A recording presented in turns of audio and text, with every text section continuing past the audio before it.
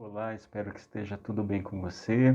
Nós vamos iniciar a apresentação do Evangelho de hoje, que é composta pela leitura do Evangelho, uma breve história e comentários. Após a apresentação do tema, você poderá receber os benefícios da assistência espiritual.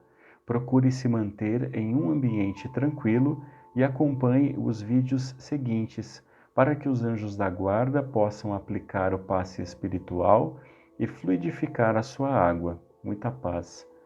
Hoje nós vamos falar sobre o capítulo 5, o item 1 do Evangelho segundo o Espiritismo, cujo título é Bem-aventurados os aflitos, que diz assim: Bem-aventurados os que choram, porque serão consolados.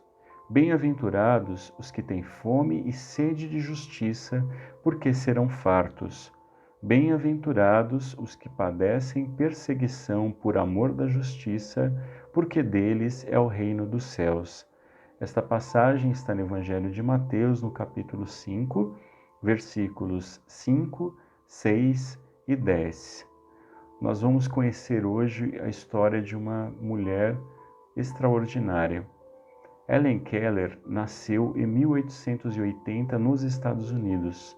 Quando ela tinha 18 meses, em virtude de uma doença, ela ficou cega, ela ficou surda. Ela passou a não enxergar e nem a ouvir. Ela foi crescendo sempre muito agitada, muito agressiva, e a família tomou a decisão de a excluir de qualquer tipo de convívio social. A família a escondeu das outras pessoas. Quando ela completou 7 anos, os pais decidiram contratar uma professora para que pudesse auxiliá-la. Anne Sullivan era o nome dessa professora e ela tinha apenas 21 anos. Uma coisa interessante sobre a Anne Sullivan é que ela, quando criança, também passou um período como cega. Ela ficou cega durante um período e só voltou a enxergar depois de 9 cirurgias. Mas nesse período em que ela ficou cega, ela estudou em uma escola para cegos.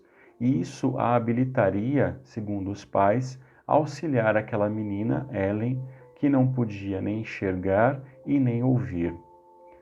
Para que a Anne Sullivan tivesse sucesso, a professora então decidiu viver com a família o tempo todo, conviver com a menina para que ela pudesse desenvolver algum tipo de percepção que não fosse, obviamente, da visão e nem da audição.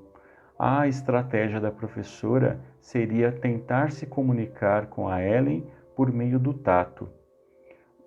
Vocês devem imaginar que o desafio era gigantesco, e realmente foi.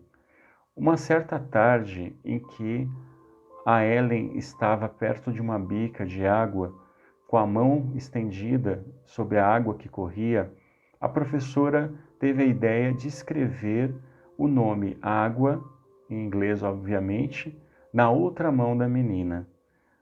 Ela repetiu esse processo por várias e várias vezes. Em uma mão, a Ellen sentia a água que corria e na outra mão a professora escrevia a palavra água. E de repente o milagre aconteceu. A garota entendeu que aquele líquido que escorria na mão dela era água. Aquela palavra que estava sendo escrita representava o líquido que corria na mão dela. O entusiasmo de Ellen foi tão grande que no mesmo dia ela aprendeu mais 30 palavras. Em 1904, ela se formou em filosofia e já dominava o francês, o latim e o alemão. Ela se tornou educadora, escritora, advogada de cegos e viajou vários países do mundo acompanhada da professora para ajudar outras pessoas que também passavam pelo problema da cegueira. Um paralelo importante com a nossa vida é que muitas vezes nós nos sentimos cegos e surdos. Muitas vezes nós nos sentimos em uma escuridão, em um labirinto. A gente não consegue perceber os convites que a vida nos faz para a felicidade e nós não conseguimos enxergar a solução para os nossos problemas. As pessoas, para nossa percepção, não nos compreendem, não nos ouvem. E nós igualmente sentimos uma dificuldade tremenda em compreender as outras pessoas. Quando isso acontece, é claro que muitas vezes nós precisamos da ajuda de outra pessoa, da ajuda de alguém que possa nos estender a mão, que possa nos compreender, que possa nos ajudar. Mas existe alguém com quem você pode conversar nesses momentos de dificuldade e que vai te ouvir pela voz do coração. E esse alguém é nosso Pai maior, Deus.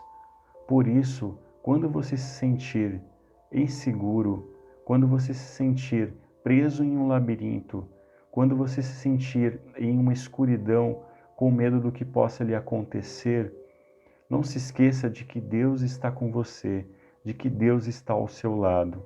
Por isso, faça a sua parte, confie em Deus, conte conosco, porque você não está sozinho. Muita paz e até breve.